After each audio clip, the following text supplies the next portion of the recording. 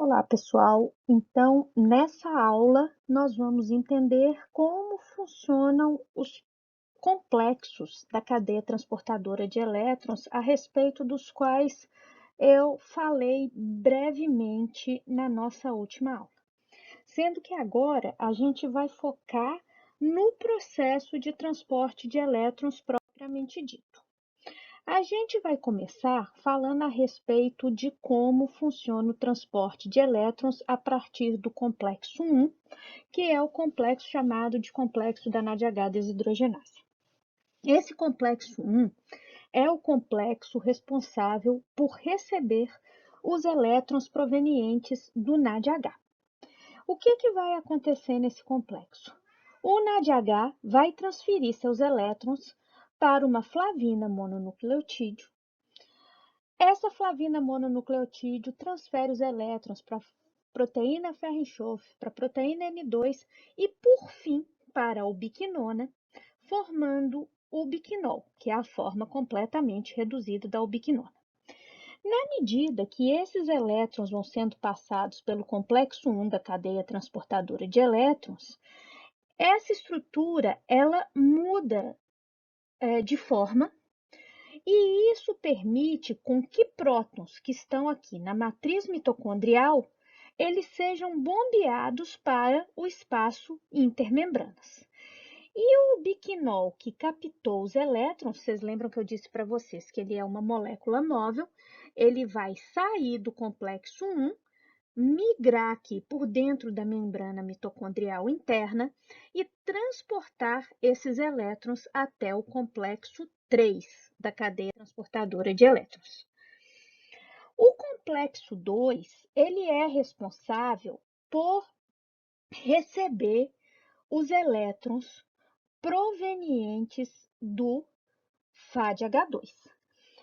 E esse complexo 2, ele é um complexo que faz parte de duas vias distintas. Ele é tanto parte do ciclo de Krebs, como ele também é parte da cadeia transportadora de elétrons. Esse complexo é chamado de complexo da succinato desidrogenase.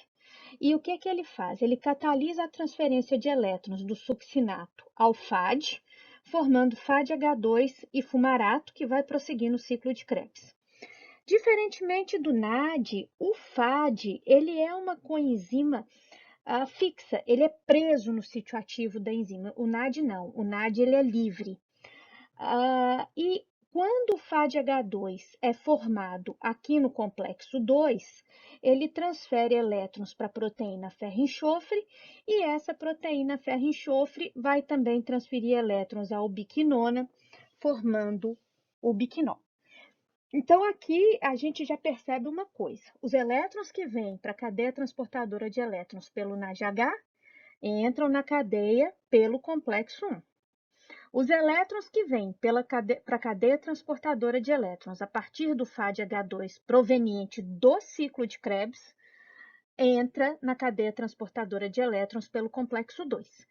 Existem ainda outras formas dos elétrons provenientes do FAD entrarem na cadeia transportadora de elétrons, que eu vou estar falando posteriormente, que é no metabolismo dos ácidos graxos e também através de um sistema de lançadeiras, que eu vou explicar lá no final da aula o que é. O fato é que, no final das contas, tanto o complexo 1 quanto o complexo 2 transfere o par de elétrons para a ubiquinona, formando o biquinol. Esse ubiquinol irá migrar por dentro da membrana mitocondrial interna, levando os elétrons para o complexo 3 da cadeia transportadora de elétrons. Eu falei para vocês também que o complexo 1, quando ele faz o transporte de elétrons, ele muda de estrutura e isso permite o bombeamento de prótons da matriz mitocondrial para o espaço intermembranas.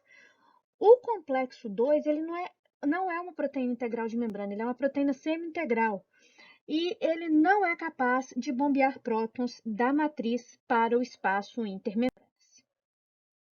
E então, o biquinol, como eu disse para vocês, que é uma molécula muito hidrofóbica por causa dessa cadeia lateral aqui isoprênica, ele leva o par de elétrons para o complexo 3 da cadeia transportadora de elétrons.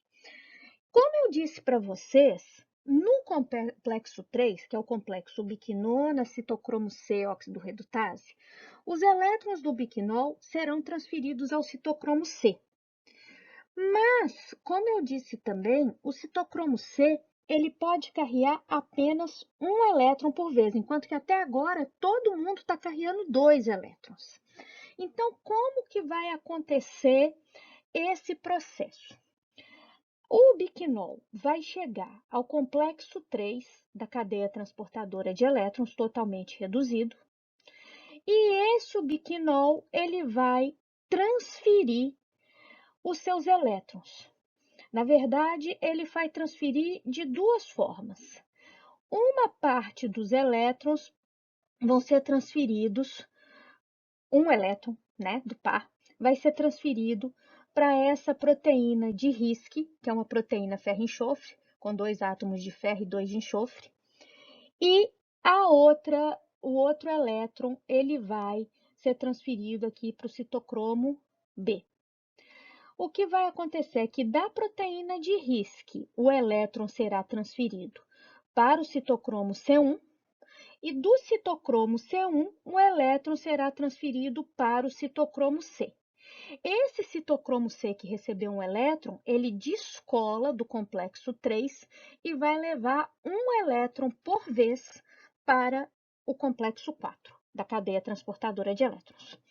O outro elétron que saiu do biquinol e foi para o citocromo B, ele é devolvido ao biquinol, ao biquinona, formando então um radical semiquinona, que é uma ubiquinona ligada a um elétron. E esse radical semiquinona, então, depois dou o segundo elétron para a proteína de RISC, que doa esse elétron para o citocromo C1, que vai doar o outro elétron para um outro citocromo C, e aí o segundo elétron vai ser levado. Ou seja, a partir do complexo 3, os elétrons serão carreados um elétron por vez para o complexo 4. E quando o citocromo C leva os elétrons para o complexo 4, esses elétrons eles serão transferidos por uma série de carreadores, proteínas contendo cobre, citocromo A, proteínas ferro-cobre, centros ferro-cobre, até que esses elétrons vão chegar ao aceptor final de elétrons, que é o oxigênio, formando água. Para que o oxigênio ele seja completamente reduzido, formando água, eu tenho que ter 4 elétrons. Então, 4 citocromos Cs vão ter que trazer 4 elétrons para que um oxigênio molecular seja completamente reduzido, formando água. O complexo 3 e o complexo 4 também são proteínas integrais de membrana, também são proteínas que sofrem modificações estruturais pelo processo de transporte de elétrons, e essas modificações permitem que haja o bombeamento de prótons também da matriz mitocondrial para o espaço intermembranas pelo complexo 3 e pelo complexo 4 da cadeia transportadora de elétrons. Se acontecer por algum motivo da cadeia transportadora de elétrons não acontecer totalmente, acontecer uma desregulação por algum motivo, e isso acontece, esse oxigênio ele pode eventualmente não receber todos os 4 elétrons que ele precisa, esse oxigênio, né? E nesse caso, ao invés de formar água, a gente vai formar radicais livres de oxigênio. Embora a cadeia transportadora de elétrons seja justamente uma forma extremamente segura de prevenir que no processo de redução de oxigênio a gente forme esses radicais livres. Na cadeia transportadora de elétrons, normalmente o oxigênio ele irá receber os 4 elétrons, dando origem à água. Então, aqui mostrando o processo total da cadeia transportadora de elétrons, o complexo 1 da cadeia transportadora recebe os elétrons provenientes do NADH e transfere esses elétrons para o biquinona, formando o biquinol. Nesse processo, há bombeamento de prótons. Os elétrons do FADH2 são provenientes do ciclo de Krebs, são recebidos aqui pelo complexo 2, também são transferidos ao biquinona, formando o biquinol. Não há bombeamento de prótons nesse complexo. O biquinol leva o par de elétrons para o complexo 3 e do complexo 3, os elétrons do biquinol serão transferidos ao citocromo C, um elétron por vez. Nesse processo também há mudança estrutural e o complexo 3 também transporta prótons da matriz mitocondrial para o espaço intermembranas.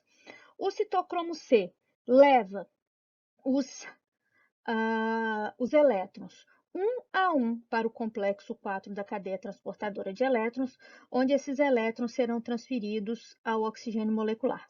Eu preciso de um par de elétrons para reduzir meia molécula de oxigênio, formando água, e nesse processo vai haver bombeamento de prótons também. Complexo 1 bombeia 4 prótons por par de elétrons, complexo 3, 4 prótons por par de elétrons e complexo 4, 2 prótons por par de elétrons. Quando a gente olha para isso aqui, a gente entende o seguinte, que quando os elétrons estão sendo carreados a partir do NADH, um par de elétrons, vai causar o bombeamento de 10 prótons para o espaço intermembranas. Quando os elétrons estão sendo bombeados a partir do FADH2, pelo complexo 2 aqui da cadeia transportadora de elétrons, a gente vai ter o bombeamento de 6 prótons. E isso vai ser importante adiante para eu mostrar para vocês a diferença de produção de energia que há entre a cadeia transportadora de elétrons, que a gente começou com elétrons do NADH e com elétrons provenientes do FADH2. Então, a gente tem 3 complexos que bombeiam prótons, complexo 1, 3 e 4, o NADH, o biquinona oxirredutase, o biquinona citocromo C oxidorredutase e citocromo C oxidase. O complexo 2 não é capaz de carregar prótons. Então, pessoal, por essa aula é só. Obrigado pela atenção e a gente continua na próxima.